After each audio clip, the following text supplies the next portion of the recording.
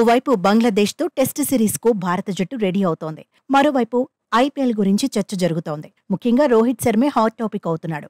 ఐపీఎల్లో hit man పైన ఎటు అని డిబేట్ నడుస్తోంది. ఇదే అంశంపై ఒక్కొక్కరు ఒక్కోలా స్పందిస్తున్నారు.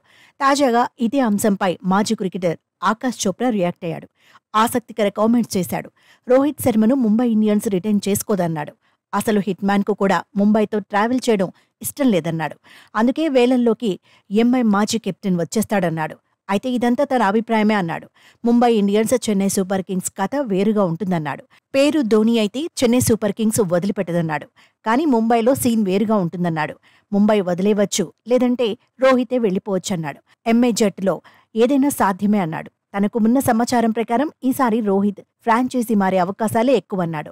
ఆక్షన్లో ఇతర జట్లు హిట్ మ్యాన్ కోసం పోటీ పడతాయన్నాడు. తనకు తెలిసినంత వరకు ముంబైతో రోహిత్ జర్నీ ముగిసినట్టేనన్నాడు. సూర్యకుమార్ యాదవ్ మాత్రం ఫ్రాంచైజీని వదిలే అవకాశం లేదన్నాడు. ముంబై ఇండియన్స్ ను వదిలేసి ఎక్కడికి వెళ్లడని అభిప్రాయపడ్డాడు. అయితే టీమిండియా టీ20 జట్టు కెప్టెన్ను ముంబై ఫ్రాంచైజీ కూడా వదిలిపెట్టదని చెప్పుకొచ్చాడు. మొత్తంగా వేలానికి రోహిత్ రావడం ఖాయమని ఆకాష్ చోప్రా హింట్ ఇచ్చేశాడు. నిజానికి ముంబై ఇండియన్స్ ను హిట్ మ్యాన్ సక్సెస్ఫుల్ గా నడిపించాడు. 1 కాదు 2 కాదు 5 సార్లు ఛాంపియన్ గా నిలబెట్టాడు. ఈ రికార్డ్ సాధించిన తొలి కెప్టెన్ గా రికార్డ్ సృష్టించాడు. రోహిత్ తర్వాత 5 సార్లు ఐపీఎల్ టైటిల్ అందుకున్న కెప్టెన్ గా ధోని నిలిచాడు. సిఎస్కేను 5 సార్లు ఛాంపియన్ గా నిలబెట్టాడు.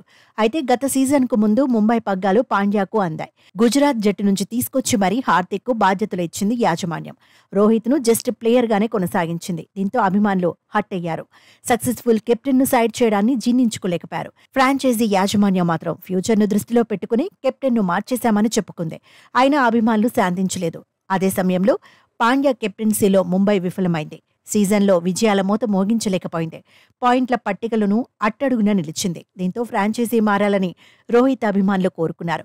ఆ దిశగానే హిట్ మ్యాన్ అడుగులు వేస్తున్నట్టు ఇప్పుడు ప్రచారం జరుగుతోంది.